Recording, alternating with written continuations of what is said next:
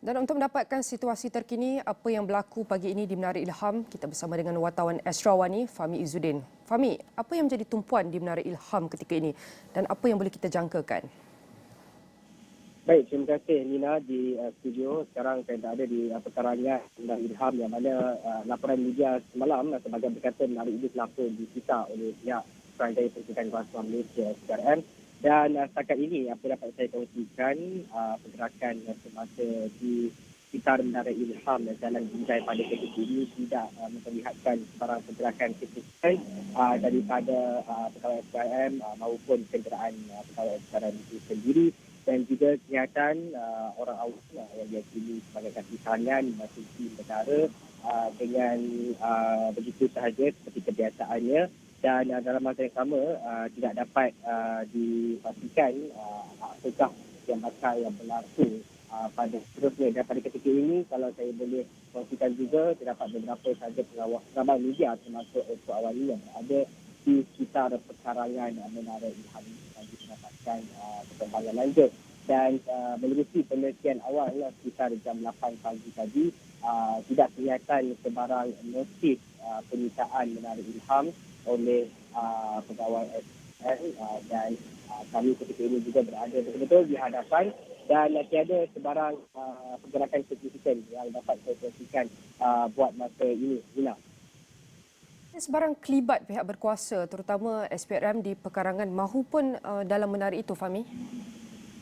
Ya, buat masa ini tiada, melainkan memasukkan kaki tangan ke Menara Ilham ini seperti kebiasaannya. Dan tiada juga kawalan ataupun jagaan daripada pihak berkuasa di sekitar menara ini. Dan bila kita bercakap berkenaan dengan penyitaan ini, Nina, ia sebenarnya dalam konteks lebih luas melibatkan pendakwaan kasus yang terkait dengan Tun Daim sendiri yang merupakan bekas Menteri Kewangan. Kalau kita boleh soroti kembali perjalanan kasus ini, hartawan itu sebenarnya menerima arahan daripada SPRM pada penghujung Mei lalu untuk mengisytiharkan pegangan kewangan milik dia dan juga keluarga.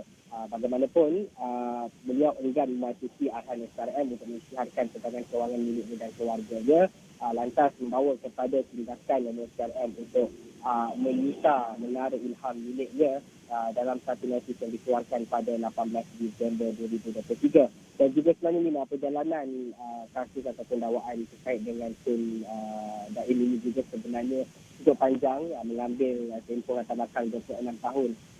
Ia berkait dengan sebahagian daripada kesempatan anti penjualan wang haram yang bermula pada Mei lalu, berkaitan dengan transaksi korporat bernilai 2.3 bilion ringgit pada November 1997. Dan urus niaga itu didakwa melibatkan Renong Berhad dan United Engineers Malaysia Berhad UEM yang pada ketika itu diserajai oleh ahli perniagaan Halim Saad.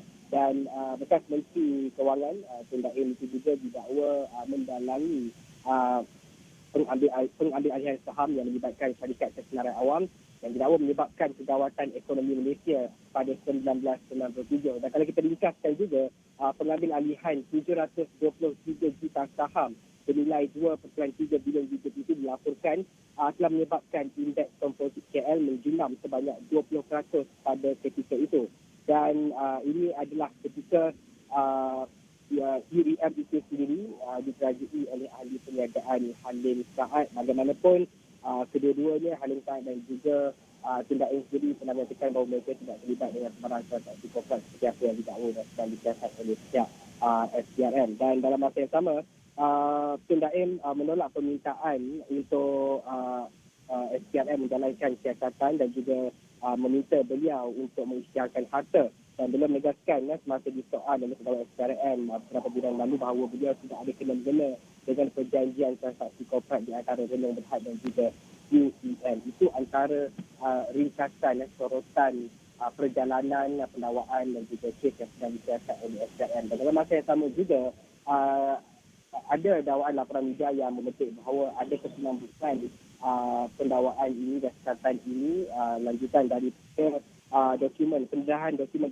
sulit oleh International Consortium of Investigative Journalists ICIJ berhubung transaksi yang disyaki berlaku di beberapa pusat kewangan luar persikan ataupun lebih dikenali sebagai Pandora Papers pada ketika itu. Bagaimanapun, kita masih lagi belum mendapat sebarang perkembangan semasa yang bawa kita kepada hari ini, melainkan penyitaan Menara Ilham pada ketika ini. Nina. Dan ada sebarang makluman kemungkinan yang Tun Daim Zainuddin akan mengadakan sidang media?